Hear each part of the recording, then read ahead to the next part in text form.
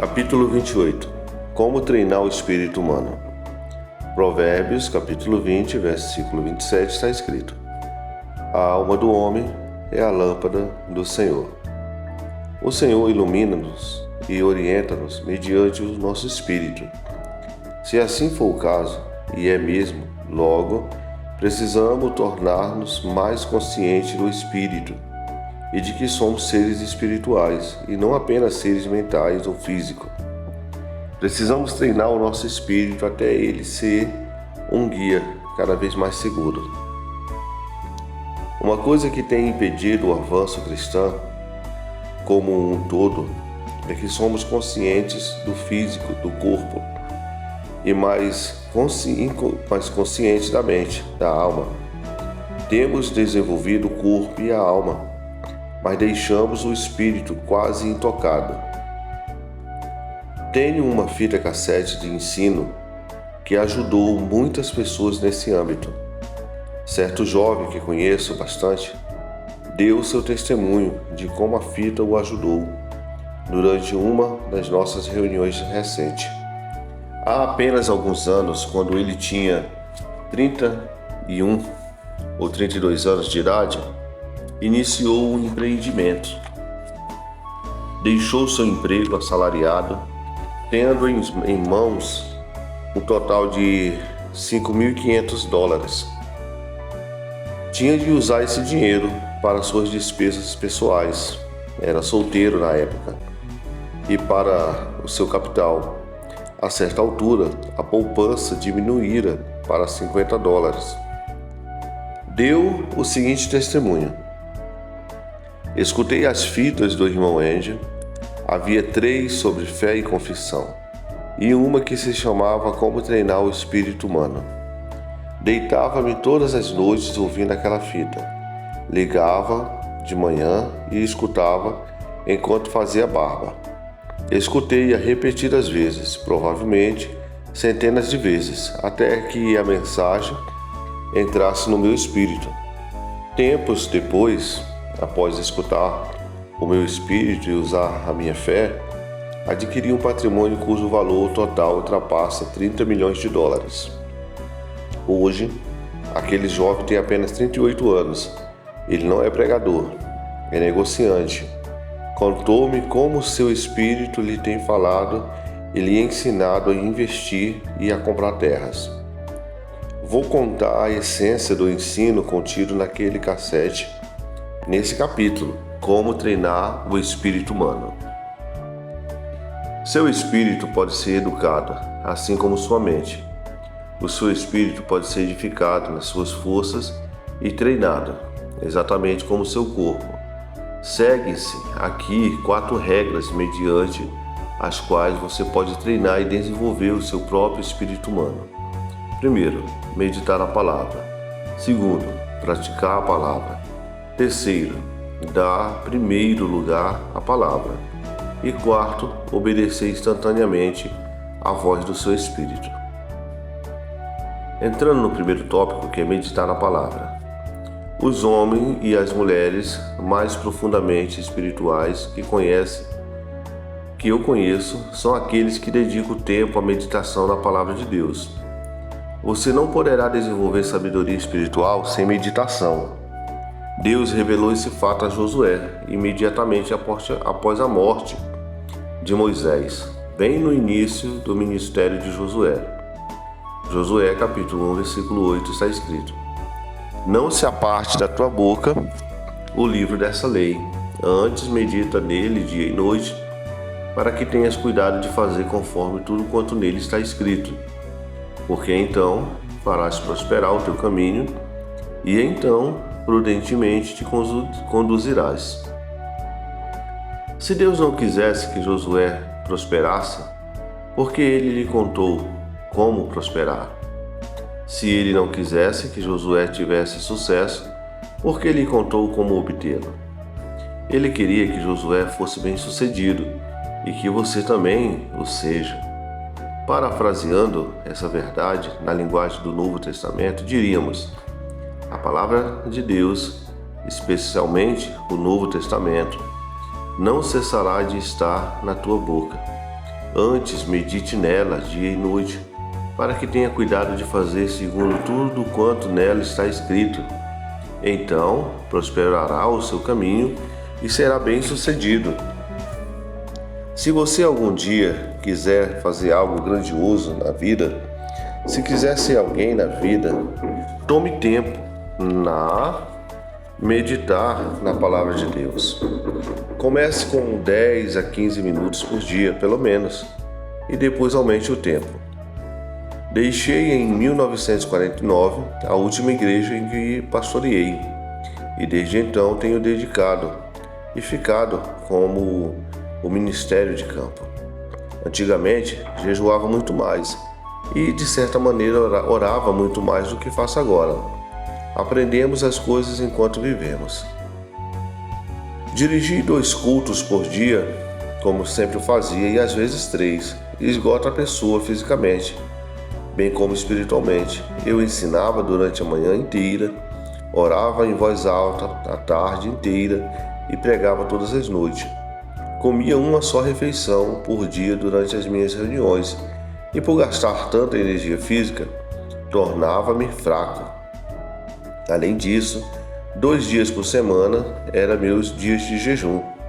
Às terças-feiras e às quintas-feiras, durante 24 horas, nada comia e nada bebia. Certo dia o Senhor disse-me: gostaria que você vivesse mais uma vida jejuada, em vez de tirar dias e períodos para o jejum. Disse eu: o que quer dizer isso? Nunca ouvi falar nisso.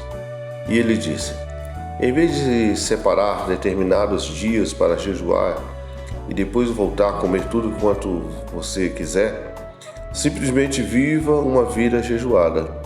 O jejum, de qualquer maneira, não me altera. Eu sou o mesmo antes de você jejuar. Isso não altera a palavra. Ajuda você a manter a carne sob sua disciplina. De fato, basta não comer tudo o quanto você queira. É só manter tudo sob disciplina o tempo todo.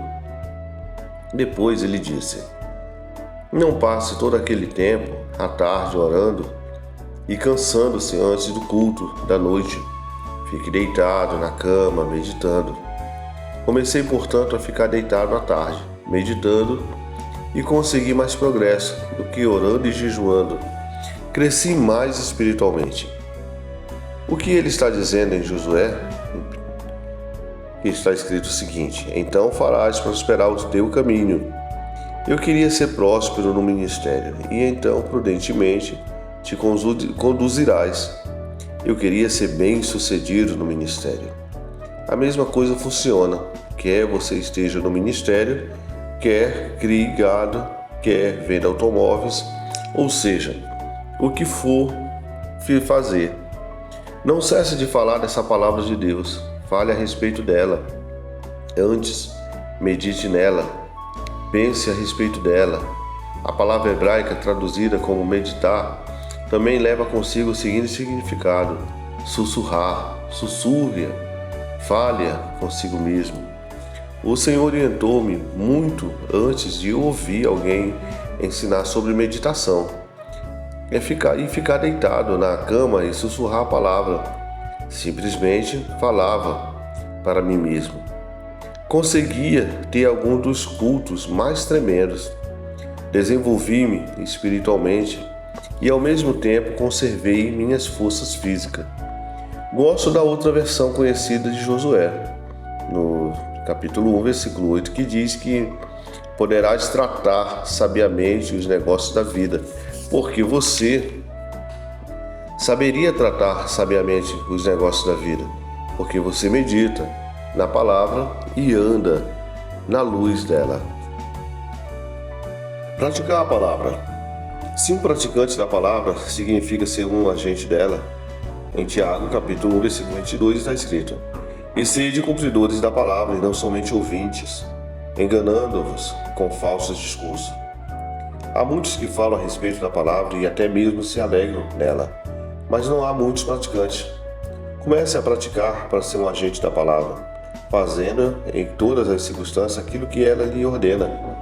Algumas pessoas têm pensado que ser um praticante dela significa guardar os 10 mandamentos. E não é isso que Tiago quer dizer. Afinal de contas, segundo a nova aliança, temos um só mandamento. Um só mandamento, que é o do amor. Em 1 João capítulo 3, versículo 34 está escrito: "Um novo mandamento vos dou, que vos ameis uns aos outros, como eu vos amei a vós, que também vos uns aos outros vos ameis." Um praticante da palavra agirá assim. Se você amar uma pessoa, não furtará nada dela, não mentirá a respeito dela. O Novo Testamento diz que o amor é o cumprimento da lei. Se você andar no amor, não quebrará a lei alguma que lhe foi dada para refrear o pecado. Ser praticante da palavra significa que devemos pôr em prática, primeiro, o que está escrito nas epístolas. São as cartas escritas para nós, a igreja. Como exemplo da palavra prática, examinemos algumas instruções que nos são dadas em uma das epístolas. Em Filipenses, capítulo 4, versículo 6 está escrito: "Não estejais inquietos por coisa alguma, antes as vossas petições sejam em tudo conhecidas diante de Deus, pela oração e súplicas com ação de graça."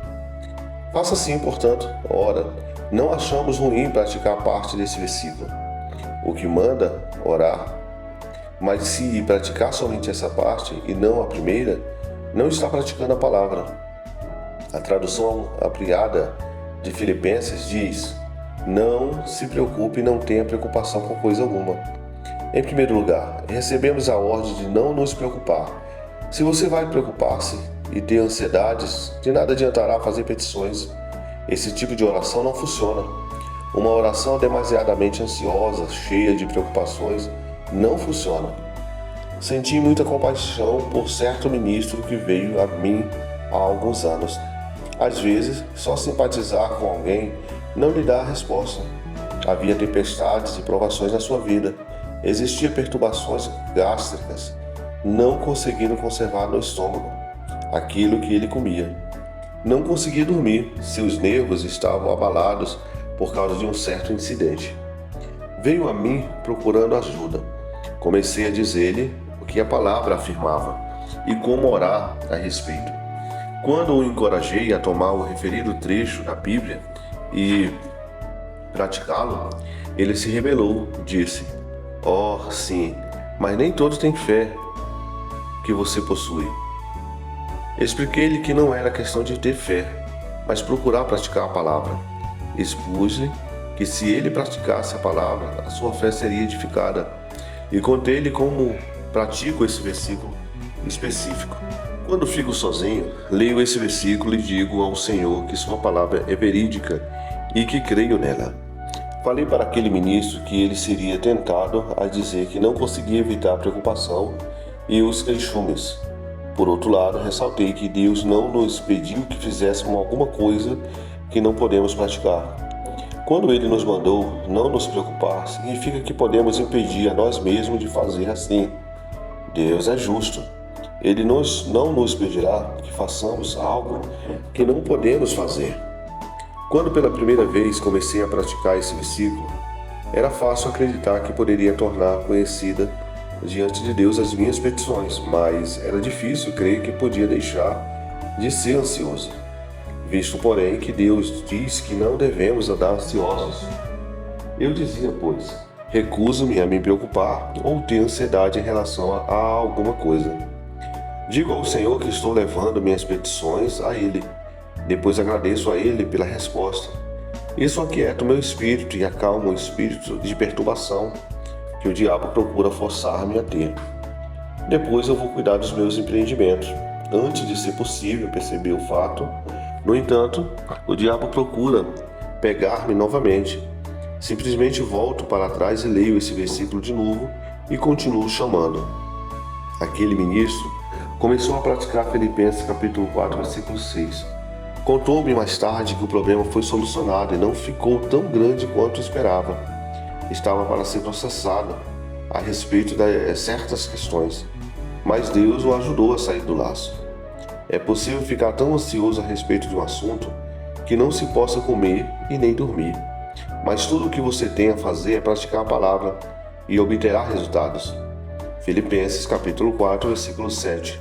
É um resultado de praticar Filipenses capítulo 4, versículo 6, onde está escrito: E a paz de Deus, que excede todo o entendimento, guardará os vossos corações e os vossos entendimentos em Cristo Jesus. Muitas pessoas desejam aquilo que é descrito nesse versículo, mas não querem praticar aquilo que o versículo 6 ordena, a fim de obtê-lo. A tradução ampliada do versículo 7 diz: E a paz de Deus, que transcende todo o entendimento, guarnecerá e montará guarda sobre os vossos corações e as vossas mentes em Cristo Jesus. A paz de Deus montará guarda sobre o seu coração e sua mente. No entanto, você pode colher esse resultado e ter paz sem ser um praticante da palavra. Não, realmente, não pode. O versículo 6 ordena que não andemos ansiosos. As pessoas que se preocupam e andam ansiosas pensam continuamente do lado errado da vida. O versículo 8 fala-nos que devemos pensar. Filipenses capítulo 4, versículo 8 está escrito: Quanto aos mais, irmãos, tudo que é verdadeiro, tudo que é honesto, tudo que é justo, tudo que é puro, tudo que é amável, tudo que é de boa fama, e se há alguma virtude, e se há algum louvor, nisso pensai. Faça o versículo 8. Pratique-o. Pense em coisas certas. Muitas pessoas pensam em coisas erradas. Você sabe que está pensando por causa daquilo que fala. A Bíblia diz: pois do que há em abundância no coração, disso fala a boca. Em Mateus capítulo 12, versículo 34. Continuamente se preocupam e andam ansiosas e pensam a respeito do lado errado da vida. E sua conversa é continuamente cheia de descrença. Você não pode ser praticante da palavra e continuar a falar em descrença. Quanto mais você fala em certas coisas, tanto maiores ficam. Se algo não satisfazer todas essas qualificações, verdadeiro, respeitável, justo, puro, amável, de boa fama, não pense nisso e não fale a respeito disso. A tradução ampliada de 1 Coríntios, capítulo 3, versículo 7, diz: O amor sempre está pronto a crer o melhor a respeito de toda pessoa. Descobri no decurso dos anos que a maioria das histórias que já ouvi a respeito das pessoas não satisfaz a primeira qualificação e nem é verídica. Não fale, portanto, a respeito das histórias que você ouve, nem pense a respeito delas. Alguns fatos que você ouve podem até mesmo ser verídicos, mas talvez não sejam puros nem amáveis. Tampouco note isso de boa fama. Não devemos, portanto, pensar neles. Ao pensarmos em tais coisas, damos lugar ao diabo. Sua maior arma é o poder da sugestão. Ele está sempre se esforçando para entrar na sua vida mental, no âmbito dos pensamentos. E por isso que a palavra de Deus ordena: seja isso que ocupe o vosso pensamento. Nas epístolas, especialmente, Deus, por intermédio do Espírito Santo, está falando à igreja. Medite, portanto, nessas cartas e naquilo que Deus tem para dizer, e seja praticante da palavra. Você crescerá espiritualmente. Entrando agora no terceiro tópico, que é dar primeiro lugar à palavra. O treinamento, o desenvolvimento, a educação do nosso espírito vem quando damos à palavra de Deus o primeiro lugar em nossa vida. Em Provérbios, capítulo 4, versículo 20 ao 22, está escrito: Filho meu, atenta às minhas palavras, às minhas razões, inclina o teu coração. Não as deixe apartar-se dos teus olhos, guarda-os no meio do teu coração, porque são vida para os que as acham e saúde para o seu corpo. Deus diz nessa passagem: atenta para as minhas palavras, preste atenção a elas, ponha em primeiro lugar as minhas razões, inclina o teu ouvido, escute o que tenho para dizer. Não as deixe apartar-te dos teus olhos. Continue olhando para a palavra de Deus. Guarda as minhas palavras no meio do teu coração. Há ricos dividendos em troca de fazer isso, porque Deus nos manda colocar sua palavra em primeiro lugar, escutar o que Ele tem para dizer, continuar olhando para a sua palavra e conservar a sua palavra em nosso coração. E por quê? Porque suas palavras são vida para quem as acha e saúde para o seu corpo. O rodapé da Bíblia de King James, em inglês, diz que a palavra traduzida por saúde é a palavra hebraica para remédio. Suas palavras são remédio para o seu corpo, a cura na palavra. Em 12 anos do meu pastorado, houve membros que ficavam doentes, iam para o hospital e depois pediam oração. Não estou dizendo que é errado ir ao médico, longe disso. Cremos, mas estou dizendo porque não colocar a palavra em primeiro lugar. Às vezes, como último apelo, os cristãos se voltam para ela. Certo ministro batista, que não acreditava muito na cura divina na ocasião, contou-me como tivera problemas com as amígdalas. Seu médico sempre insistia em que fossem removidas. Sendo assim, a data foi marcada. Era o costume da família dele ler a Bíblia e orar juntos todas as manhãs, antes de os filhos saírem para a escola.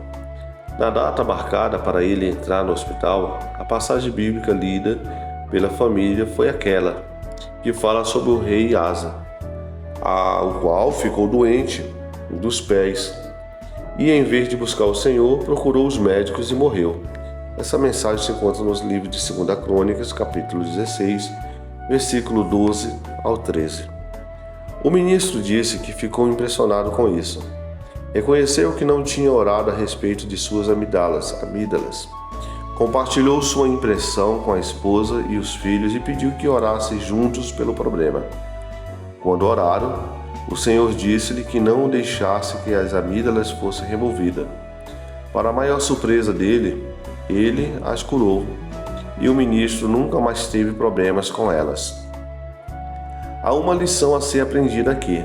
A Bíblia não dá a entender que o rei Asa morreu porque colocou os médicos em primeiro lugar, mas certamente dá a entender que deveria ter posto o Senhor em primeiro lugar. Devemos treinar a nós mesmos e colocar o Senhor em primeiro lugar. É preciso treinar a nós mesmos no sentido de perguntar em qualquer questão o que a palavra de Deus tem a dizer a respeito disso. Devemos indagar a nós mesmos o que Deus tem para dizer a respeito de qualquer coisa que porventura surja em nossa vida, e então colocar a palavra em primeiro lugar. Às vezes os parentes e os amigos procurarão apressar você a entrar nas coisas, mas você precisa pensar naquilo que diz a palavra de Deus. Coloque-a em primeiro lugar, em todas as áreas de sua vida. Então, agora entramos no nosso quarto tópico, que diz: obedecer instantaneamente à voz do seu espírito. O espírito humano possui uma voz, chamá-la de consciência. Às vezes chamamos-los de intuição, de voz interior ou orientação. O mundo a chama de palpite. Mas seja o que for, é o seu espírito falando para você. O espírito de todo homem, quer seja esse salvo, quer não, tem uma voz. O espírito humano, conforme vimos nos capítulos anteriores, é um homem espiritual, um homem do espírito, um homem oculto no interior. Está oculto aos sentidos físicos. Você não pode vê-lo com os olhos nem tocar nele com as mãos. Este é um homem que se tornou nova criatura em Cristo. 2 Coríntios capítulo 5, versículo 17. Quando o homem nasce de novo, o seu espírito torna-se um novo espírito. Deus profetizou por intermédio de Ezequiel e Jeremias que viria um tempo em que ele tiraria o velho coração de pedra dos homens e colocaria um novo. Segundo a nova aliança, esse novo nascimento se tornou disponível.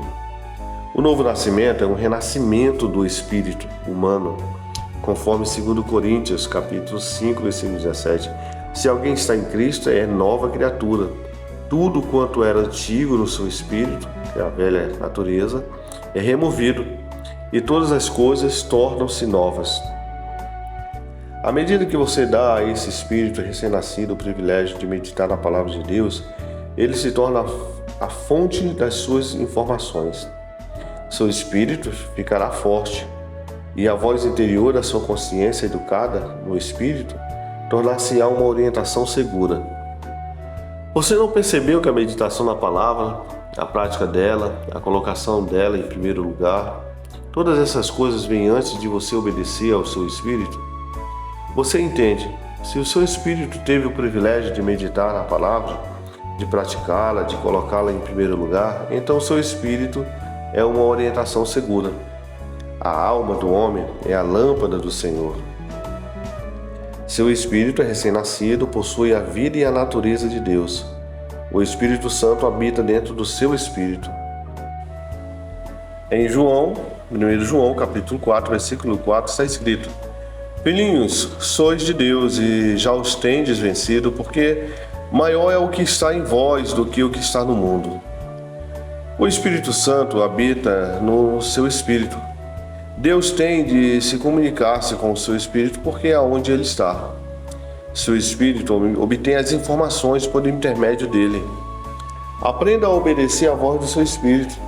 Se você não estiver acostumado a fazer dessa forma, é lógico que não atingirá o alvo rapidamente. Conforme dissemos, o seu espírito pode ser edificado e fortalecido, assim como o seu corpo. O seu espírito pode ser educado, bem como a sua mente. Entretanto, assim como você, não começa a escola no primeiro ano em uma semana e completa o ensino médio na semana seguinte. Seu espírito não será educado e treinado da noite para o dia. Porém, se você conseguir seguir essas 4 lições e praticá-las, depois de algum tempo poderá conhecer a vontade de Deus Pai e até mesmo nos mínimos detalhes da vida. Você receberá orientação e sempre, instantaneamente, ou sim ou não. Você saberá no seu espírito o que deve fazer.